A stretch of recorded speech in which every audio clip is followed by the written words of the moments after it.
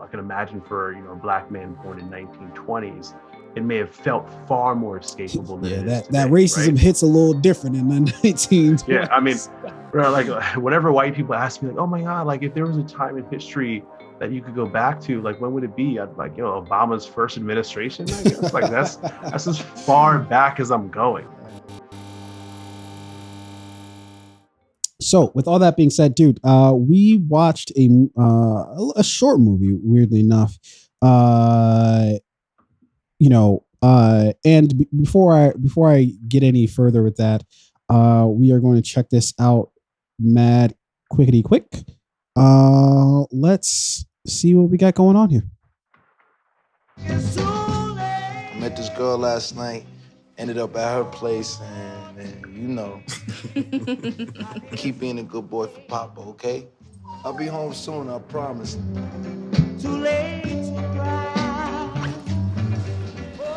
Oh, come on. You got a problem here. Get off of me, man! Get off of me!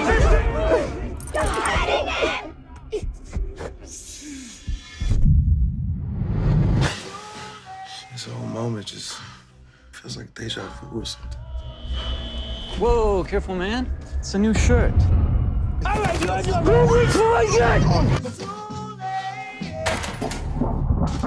Hey! Hey!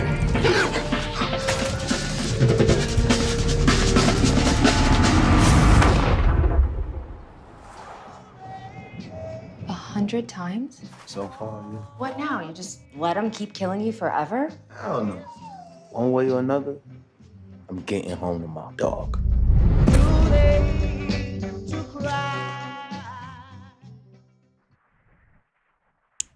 Yeah.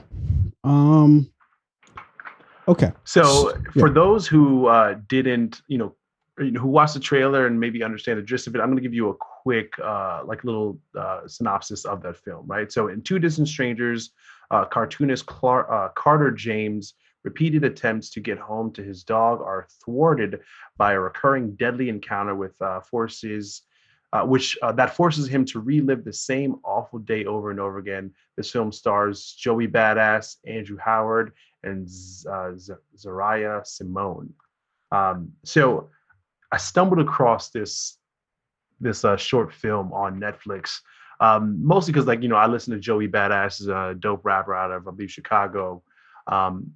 And so I was interested in seeing what this project would be about. I think not only did he star in it, did he also like produce or write this film, or does he have a writing credit on this project? I'm not sure that's true, but to continue, I'll do some investigating. Yeah, he may not. I could be entirely wrong, but he stars in the project. Anyway, so Joey Badass was in it. I took a liking to it. I was like, let me check this out. The trailer is pretty spot on in terms of what you expect from this project, but it does throw a few really interesting twists in there. And at the end of the film, it's definitely going to challenge you to think about,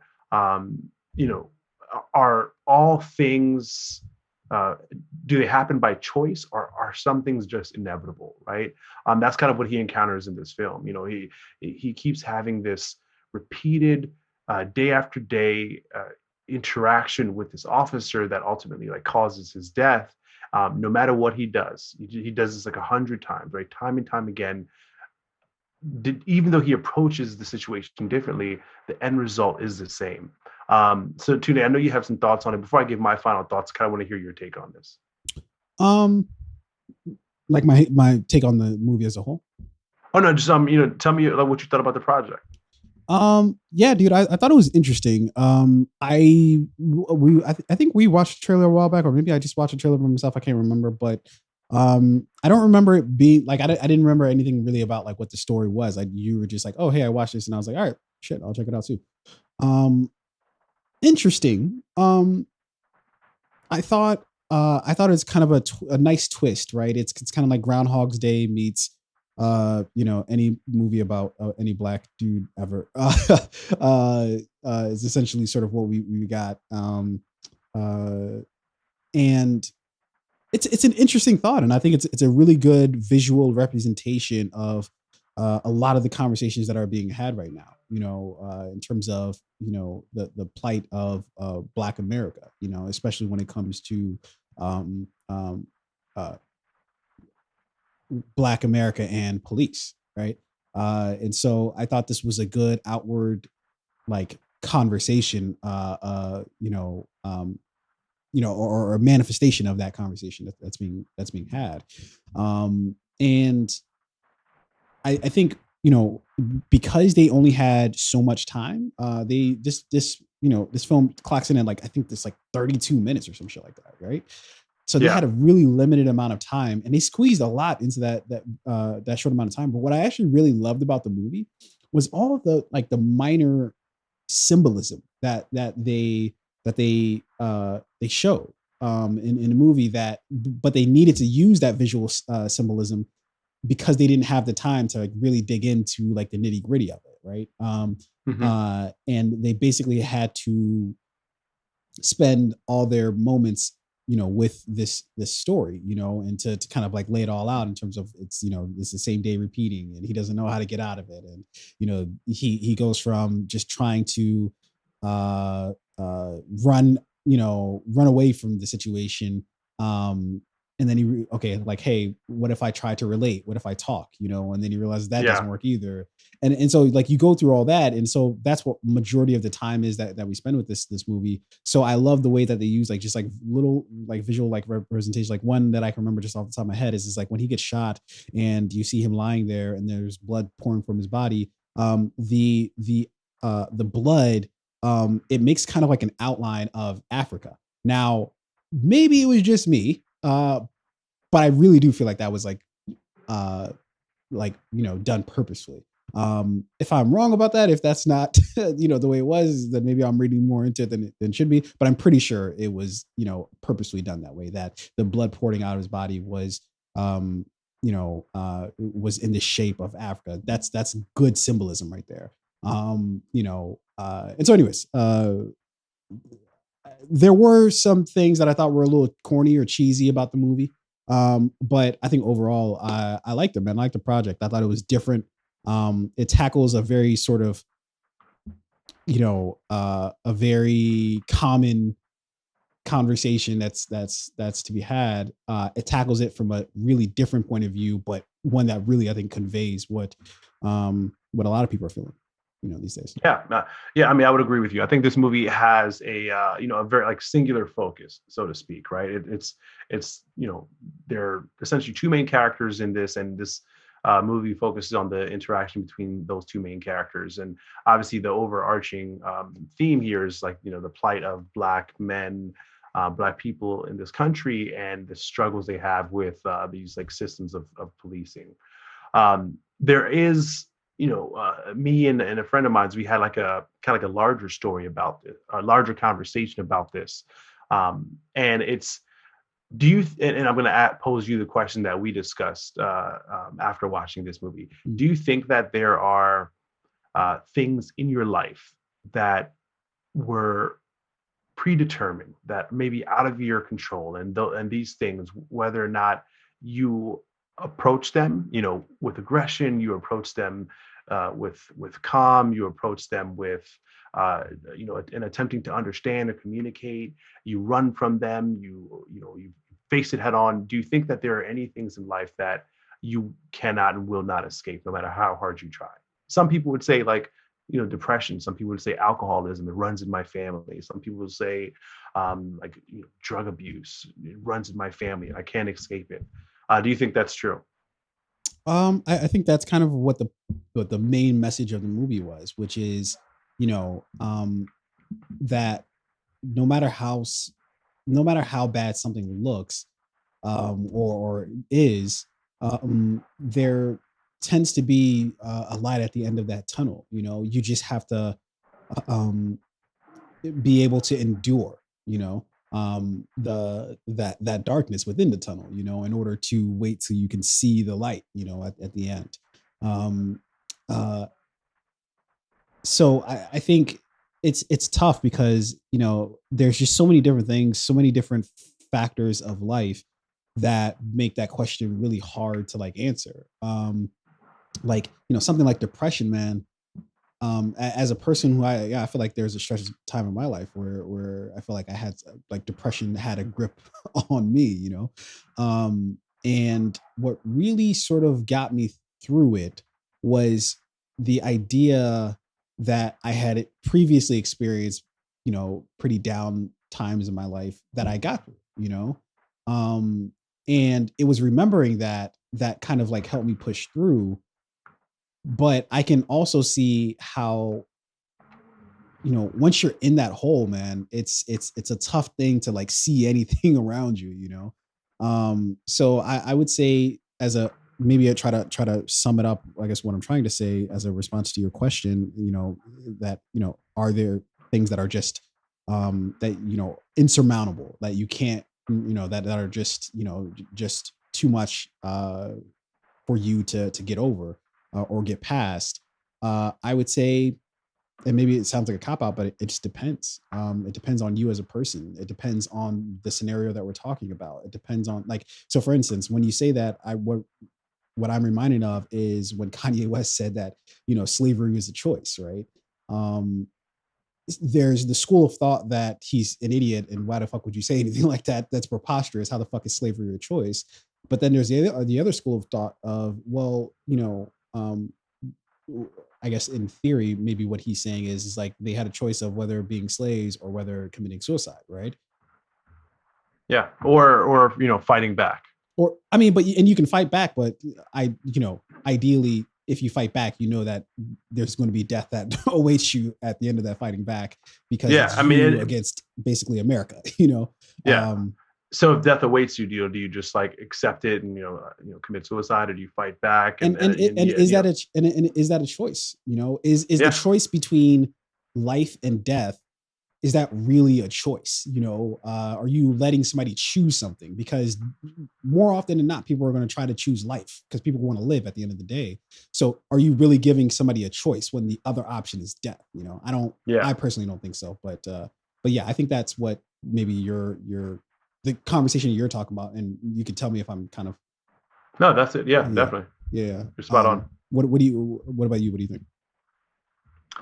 So I mean, I think that there are forces in life that are inevitable, depending on like maybe the family that you're born to, the region you're born in, the geographic area. Even for some people, the time in which you were born, right? You were constrained by the time. Like if you were born in like 1920, like racism was something that you could not escape. It was, I mean, not to say that it's non-existent today, but I can imagine for a black man born in 1920s, it may have felt far more escapable than Yeah, it is that today, racism right? hits a little different in the 1920s. Yeah, I mean, like whenever white people ask me, like, "Oh my God, like if there was a time in history that you could go back to, like when would it be?" I'd like, Obama's first administration, I guess. Like that's as far back as I'm going. I don't even think that works for me. Yeah, I'd still have the iPhone 3. I don't want that shit. I don't want that. But yeah, so I think there are forces that depending on like if you're born a female, right? If you're born a woman, like are you ever going to escape sexism or creepy men? Maybe not. Like you can do your best to like avoid them and prepare yourself to deal with and handle those situations, but some things may not be avoidable entirely. You'll just have to find a way to either live with them or struggle to overcome them, and who knows if that'll ever happen. So I thought this movie posed, like on the surface, it asked a really interesting question when you're looking at the situation between Carter, again played by Joey Badass, as well as the police officer. But it also, like, there's like a bigger question there that you can ask too and have a little bit more fun with this movie. Either way, overall, I thought it was a great project. In a short span of time, they accomplished a lot. If they had given more time, there'd be a really great opportunity to tell more story here. But that's not what the purpose of this project was. It was to tell a singular story in a short period of time, and do it really well, which they did, and have fun with it. So, if you haven't seen this project, I highly recommend Two Distant Strangers on Netflix. Yeah, for sure, man. Yeah, and I think the conversation that you were talking about, some things, are just unavoidable depending on, what year you were born in, even can affect a lot of things. I think that's something that a lot of people don't want to like understand is that like uh this movie, it poses a lot of great questions, maybe the chief of which is, well, you know, when it seems inevitable that you're bound to have this confrontation, can you choose how that confrontation goes, right? Can you choose, okay, to look at things violently, okay, like let's meet violence with violence, right? Can you choose non-confrontation, maybe, hey, let's talk to somebody, or let's talk to the other person instead of choosing any sort of violent means? Do we run, and I think the important thing that this is trying to convey is that no matter what your approach is, there's still an issue at hand. And I think that the people who, might be detractors to this type of story, they might be looking at it from the perspective of like, well, no, you could do this, you could do that, but you're missing the entire point. Is like, well, why the fuck does this thing exist at all? Right. Like Yeah. why, and that's one of the, kind of beautiful things. And I'm not sure if it was on purpose or not, but one of the beautiful things of this movie was they never really tried to answer that. Why is this even happening? What's causing all this? And I think in society, there's so many fucking different answers to that question, that there's not really like one specific thing. It's a fucking confluence of events, so anyways, dude, yeah, I thought it was a dope project. I thought it was really appropriately timed, in terms of like the conversation that this might bring up in just, in the world. And they do it in really, what I feel like is a clever way. Yeah. And yeah, man. And they don't beat you over the head with it too. I think that there's an easy way that this could feel like kind of just like lazy a little bit, but they do it in a really, really creative way. And so yeah, shout out to we gotta give a shout out to the director, man, Traven Free and Martin Desmond Rowe, and the screenwriter, which is Traven Free as well. Yeah, man. Dope project, man. Glad this came out. Hey, shout out to Joey Badass, man. Yo, my dude was in what's the show? Mr. Robot. Okay. He did a guest role on Mr. Robot for a number of years. So we gotta give up for him, man. Yeah, man. Really Badass, talented man. rapper. I think one of the more underrated rappers out there. Somebody with rappers with content, and and real lyricism always get underrated for like the guys who are just a little bit more popular. So he's definitely one of them who goes on my list of underrated rappers. So shout out to Joey Badass for sure. Most definitely, man. Yo, let's press forward here. Let's jump